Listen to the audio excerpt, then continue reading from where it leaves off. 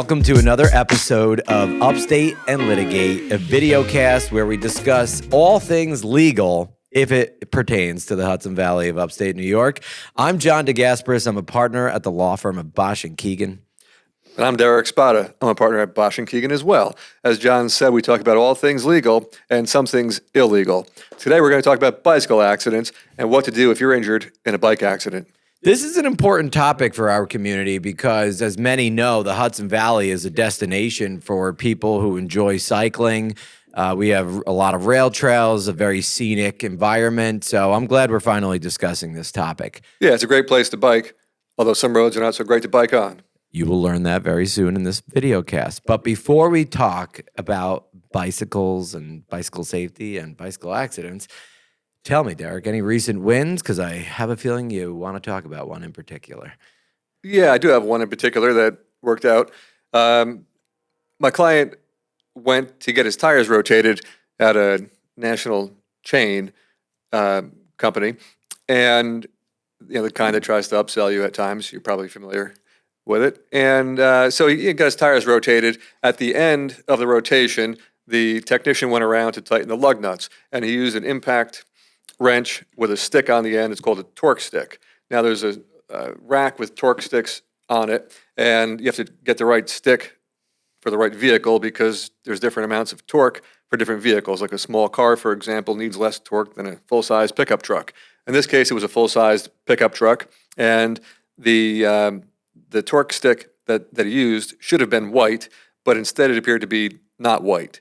I couldn't tell what color it was because this was captured on video. I got the video afterwards. So it looked like he used the wrong torque stick. Also, as he went from lug nut to lug nut, he went in the proper pattern, like a star-type pattern, but apparently left the torque stick on for too short of a time. So he just went too quickly. And ultimately, the lug nuts were not adequately tightened. So shortly afterwards, my client went to go camping with his son. He was towing a trailer that he owned behind his pickup truck, as he had done previously. And he's going down the highway, and one of the rear wheels fell off, which caused the truck and trailer to jackknife. So he got hit on the driver's side by the trailer, pushed off the road down an embankment and into a guardrail. The airbags deployed, and there were two substantial crashes. The truck and trailer were both totaled. And then after the accident, he had a series of surgeries. He had a neck surgery. There was an infection. He had to have it cleaned out afterwards. He had a surgery on his ear, elbow surgery, and knee surgery. So he was definitely injured. The case went on for about 3.5 years. It was a long road. It was like pushing a rock up a hill at times, but we got there.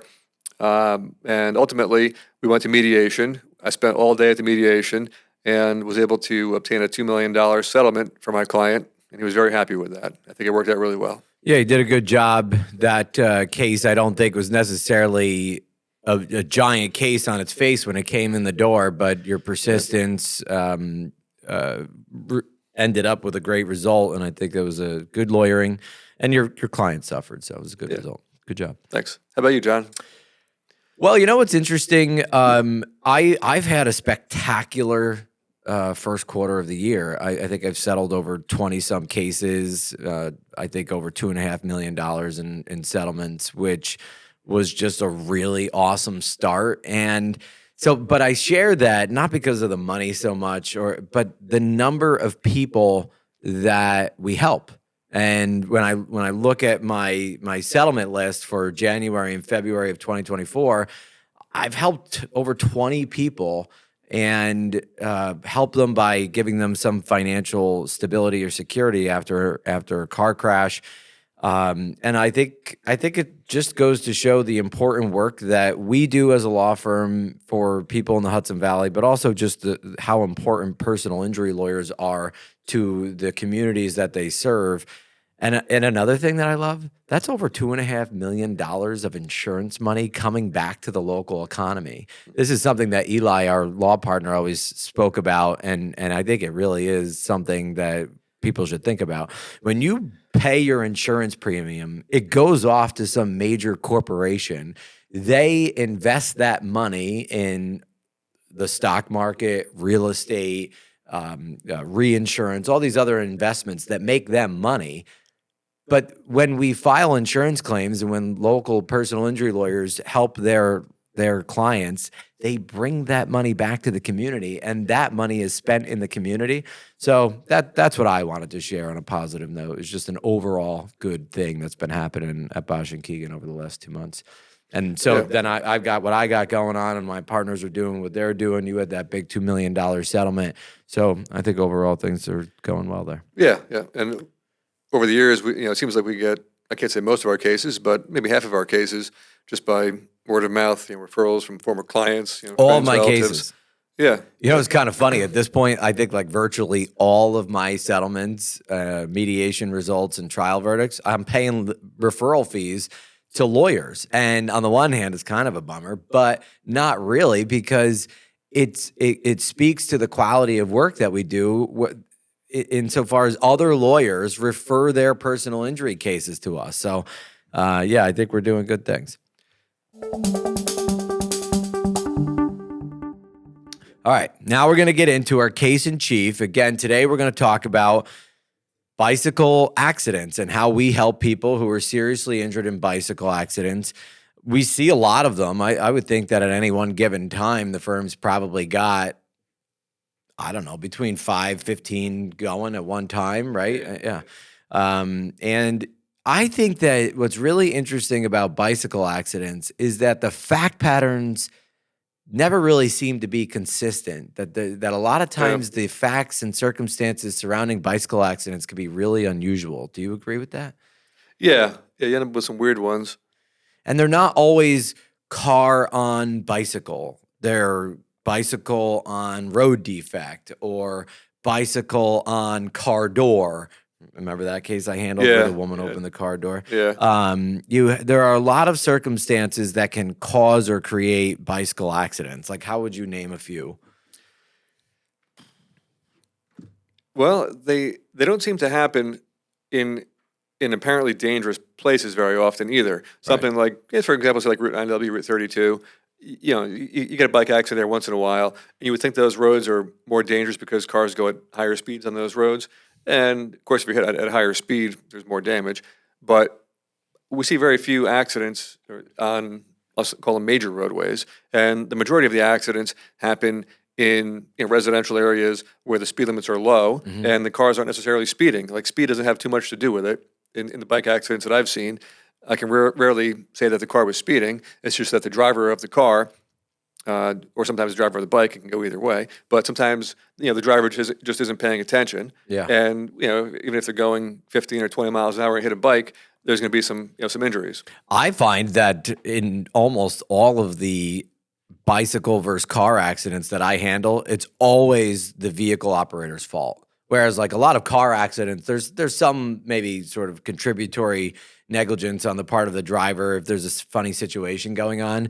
But when it comes to bicycle accidents, the driver of the car is always wrong in my experience. And there are certainly exceptions. But I think drivers need to be more aware and astute about the fact that there are pedestrians and cyclists on the road, period. They have to be careful. I find that most accidents involving cyclists involve either professional cyclists, so people who cover long distances and do it frequently. They're out there a lot, so they're more likely to get hit. But and they ride on bigger, more dangerous roads. They want wide shoulders, right? They have to go a longer distance. So you can't ride 25 miles in like a residential neighborhood. It's not fun. It's hard to move fast. There's a lot of stop signs. So these professional cyclists, and by professional, I mean, professional hobbyists that go out and ride 20 plus miles just for fun. They need to cover distance fast, and they don't want they don't want a lot of breaks. So they ride on these, country roads and go long distances. Or, so if it's not a professional hobbyist or a professional cyclist, they are people that commute on bikes. So they are getting from A to B. And it's like, well, what else would it be? I guess like it's not a lot of children just like popping out of driveways. I mean, those do happen. But I find that these accidents involve to work who just can't afford a car, Right. and they're riding a bike through Kingston to go to work. And it's dangerous. So you have to Yeah. ride on Albany Avenue on a bicycle. That's not fun. Sometimes right? at night too. Right. And I've seen people that they still have lights on. They have lights on their bike, but driver just doesn't see them. Yeah. Well, I want to talk about the light thing quick because I learned this the hard way on behalf of one of my clients, and I think that people should know. The vehicle and traffic law requires you to have a light, both forward-facing and rear-facing, if it's dark out. And by dark out, that includes 30 minutes after dawn. So after sunrise, you still need that light or those lights for 30 minutes. And then before sunset, dusk, 30 minutes before the sun goes down, you have to put those lights on. Right. And if you don't use those lights, you could be found negligent even though you didn't cause the crash. And that's because you didn't illuminate yourself. You didn't make yourself visible to the people driving the cars near and around you. So I think that is a public service announcement that people should hear and listen to. You have to equip your bike with lights, forward facing and rear facing. While we're on the topic of visibility, you should wear bright colors if possible. You certainly don't want to wear camouflage, I suppose, while you're on a bike. And although you're free to wear any clothing that you want, as long as you wear clothing, I wouldn't recommend biking without clothing. But you want to have clothing on. And we do have these vests here. If you would like to get one, we have these available at our office. They're free. Yes, unfortunately, it's one size fits all, but they're free. So if you want one, give us a call. We'll gladly send you one at no cost. But the idea behind these vests and some other safety gear that we have is sort of be bright, be safe, be seen, right? So you want to make yourself visible, and that's how you could stay safe. It won't protect you altogether from negligent drivers who are driving distracted, looking at their phone, but it will certainly help. I also think you should just wear bright clothes. Don't wear black or navy blues when you're riding a bicycle. Especially at night with no light. Especially at night. But, I think one of the first things that the insurance companies ask and the defense lawyers, what was your client wearing? And if you're wearing whites and yellows and oranges, you're in a better position because those types of clothes are more readily observable to people driving cars at high speeds. There are other things that we encounter when we handle bicycle accidents. Are there any topics that you want to talk about off the rip? I've seen some clients who were riding their bike on a sidewalk, and you're not supposed to ride a bike on a sidewalk. But it's interesting because there's a few roads that come to mind where if I was on a bike, I might prefer to go on the sidewalk, even though it's not legal. I'm not sure that I'd want to ride a bike on a very busy road as opposed to a sidewalk where nobody walks. But the laws don't always make sense. Right. And you're supposed to ride on the busy road instead of on the sidewalk. And if you're riding on the sidewalk and you're struck by a car or something happens to you, you could still have a case, but there's probably going to be some offset on liability. Yeah, there are exceptions where I think people could justify why they're riding on the sidewalk. I had that case involving that woman who fell because of the slippery tar on the blacktop, and she was riding on the sidewalk, and we were able to establish that she had good reason to be on that sidewalk due to other safety considerations where she was riding at the time. But I think also another public service announcement to your point is the vehicle and traffic law, for the most part, requires cyclists to follow the rules of the road. You almost have to behave like a vehicle. And there are certain exceptions that cyclists will be afforded based on the circumstances that they confront. But for the most part, you're supposed to ride with traffic, right? So you're going the same direction as cars. You're supposed to abide by traffic signs. So if there's a stop sign, you have to stop, right? You should have a bell to make your presence known in busy intersections and heavily trafficked areas where there are pedestrians. So, and if you don't follow those rules of law, what happens? Well, if you're injured due to a car or road defect or someone else's fault, you may have an uphill battle on your case. If you're driving the wrong way on a road, don't stop at a stop sign and get hit, things of that nature, you may end up with a difficult case or possibly no case. Yeah. You touched on another important topic. A fair number of crashes involving cyclists involve not other cars, but just road defects. And several cases of ours come to mind immediately where we represented professional cyclists or hobbyists that ride long distances. You know, they are in athletic stances, they're down in the hoops, they're riding fast, and they hit a road defect. Are they without any ability to recoup damages, or do they have options? It really depends on the road defect itself, which road it happened on, which sounds strange, but which road it happened on. And the length of time that the defect existed is also a factor. Right. With most of the roadway defects, well, there's two types. So one, there's a roadway defect that occurred when the road was installed. So if the roadway is somehow improperly installed, defectively designed, whatever, then you would have a basis for a case. If there's a defect that forms over time, wear and tear, stuff like potholes, those are difficult cases. You probably don't have a case. It's still worth looking at it, but with an ordinary Well, I had that one against the state with the pothole. Right. We won that one. And that's the exception is if you're on a state highway, state-owned road, then there's no prior written notice requirement. Right. But if you're on a county or town-owned road, and it's, say, like a pothole, the county or town would have to receive prior written notice about that specific hole, which means someone would have had to write a letter to them before your incident about that hole where your incident happened or that defect. Yeah. But if it's a state-owned road, they don't have prior written notice. So in any event, if you are injured due to a road defect, it's still worth having a lawyer take a look at the case. It may be a case or might not, but there's. I was going to say, no matter what, if you get hurt riding your bicycle due to a road defect, you should call Basch and Keegan. We will look at it. I think what Derek's point is just it could be a challenging case or it may not be a case at all. There are a lot of circumstances that factor in, but I think you're right. One of the key factors is on what type of road did it occur on. And train tracks as well. Yeah. Trains, they go over the tracks and the roadway at times will break away and degrade, and then the train company that owns the tracks would come back and fix the crossing. Right. So if the crossing is really dilapidated or dangerous and you're injured while trying to get across the train tracks on a public roadway, you may have a case. Yeah.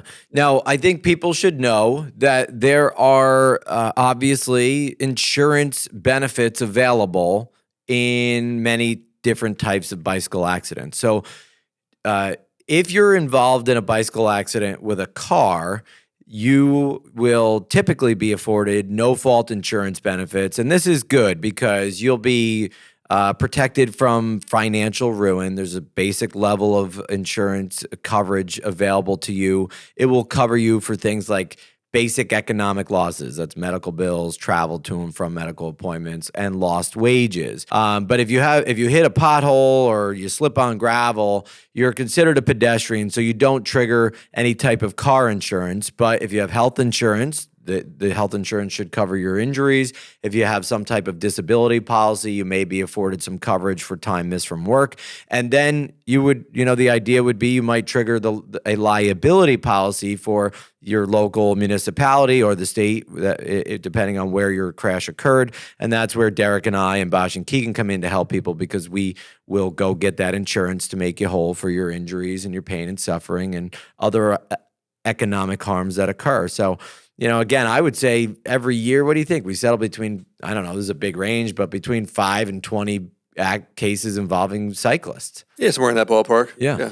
And so I think that I will say this: if you have a bicycle accident, it's one of those fact patterns where you need to call a lawyer fast because the circumstances on the road, whether it involves another car or vehicle or a road defect, we want to capture that evidence fast. We want to get out there, take pictures. We need to know what happened before they fill the holes or cracks or and it whatever. Happens. Yeah. I had that one case where the guy hit the pothole with his bicycle. And because the state knew about the hole, they finally filled it in when they learned this guy had the crash. Thank God there were pictures and there was someone lived nearby said that hole had been there forever. So we had other ways to prove it, but they fill it in finally. So again, if you're in a bicycle accident, that's one of those cases where you got to call a lawyer fast. And we're also seeing more e-bikes on the roads. Yeah, this is interesting. Electric powered bicycles. And then there's a variety of e-bikes. There's somewhere where you can pedal as well. So it's a combination of pedal and electric power. So And, so I think the core question at the beginning of this topic is it a bike or is it a motor vehicle? It's a bike almost always, unless the power is beyond a certain number of cc's, or it's not cc's, it's 750 watts, I believe it is, in the motor. I'll print this thing out here, I'll find it. But So if it's powerful, it's a motor vehicle. Yeah. And if it's not powerful, it's still a bike, even though the bike may be mechanized or equipped with a motor, whether electric or gas. Yeah. Yeah. And But this is also why you want to call a lawyer fast, because sometimes if the bike is really destroyed, the highway department or the police will take it and just throw the thing out. We need to take pictures of that. We want to show the bike evidence as evidence. The bike is evidence. They have damage profiles. You can see where the impact was. We want that bike. So if you're in a bicycle accident, don't throw your bike away. Save it. Give it to the lawyer. With these e-bikes, you're not permitted to operate them on a public roadway where the speed limit is over 30 miles per hour. That's what the law says. Right. So that's fine. If you're out there on, which I don't fully understand, but if you're out there on just a plain old bicycle, you can be out there where the roads are 55 miles per hour. But with an e-bike, where it's both electric and pedal, you're not supposed to be on a roadway where the speed limit is more than 30 miles per hour. And then there's different classifications for these bikes based on their top speed. So it ranges from So if it goes over 15 miles per hour, then it moves up to a certain class. There's different classes beyond that based on the top speed that these e-bikes will reach. And then I believe if it goes more than 25 miles per hour, if the bike is capable of going more than 25 with the electric assist alone, then it's not considered a bicycle anymore. Then you fall into the category of motorcycle. And you have to register it and probably insure it? Yes, yeah. So it's a whole different thing. So, and if you're on a motorcycle, then you're not covered by no-fault insurance. Anyway, the regulations are a little confusing, but that's usually not something that our clients are worried about so much. But but you are right that these what are we calling them? Mechanized bikes? Mechanized bikes or e-bikes, electric scooters. Yeah. But the rules that pertain to bicycles still are the same as e-bikes. Right. But this one case I recently handled where the woman was riding her bicycle on the sidewalk. She slipped in a driveway that had just been resealed. That was a really sad story. But she had one of these hybrids where she could pedal under her own power, or she could activate like 3 different levels of energy from the motor where she could pedal and it would assist. And then there was basically it was all power on the 3rd level.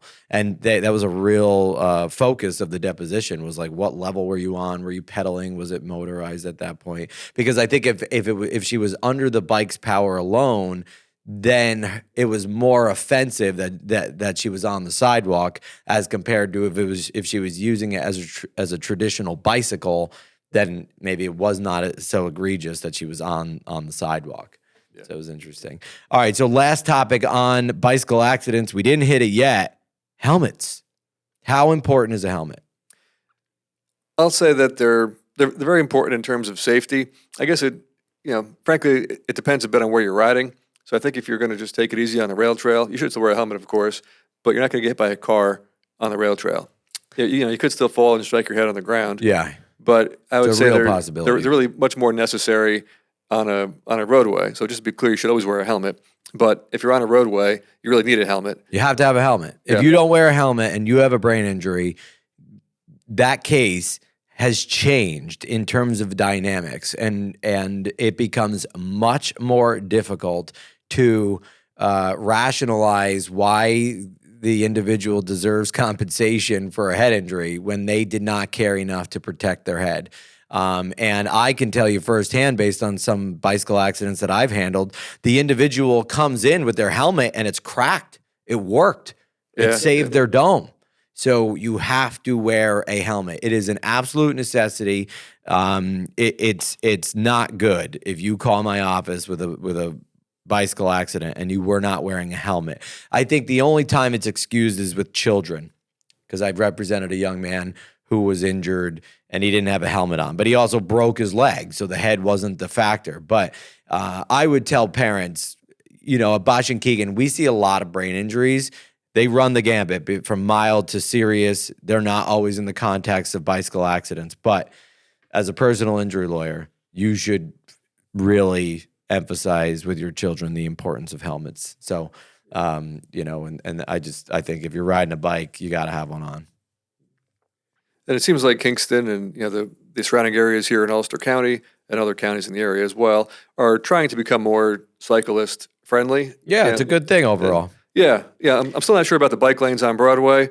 I find them to be a little confusing at times. Like when you're pulling out of a parking lot on the side with the bike lanes, you would typically look to your left if you're pulling out to make a right turn. You typically would look to your left to see if anything is coming. But with those bike lanes, a bike could be coming from your right. Yeah. So you have a two-lane bike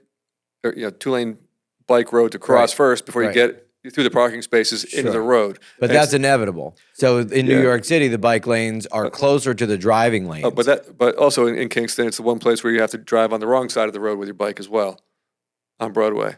Right, but you're also removed from the lanes of travel. You are. Yeah, in many cities, the bike lane is between parked cars and the driving lane. So the idea there is why those are arguably problematic is that you're putting the cyclist closer to a faster moving vehicle, and thereby, as you said earlier, the damage is going to be worse if they get hit by a car. So you're damned if you do, damned if you don't. By putting the bicycle lanes closer to the sidewalk, in between parked cars and the sidewalk, you reduce the amount of energy that's going to be involved in the crash. So you can't remove hazards from the concept of riding a bicycle near cars. Like, you can't do it.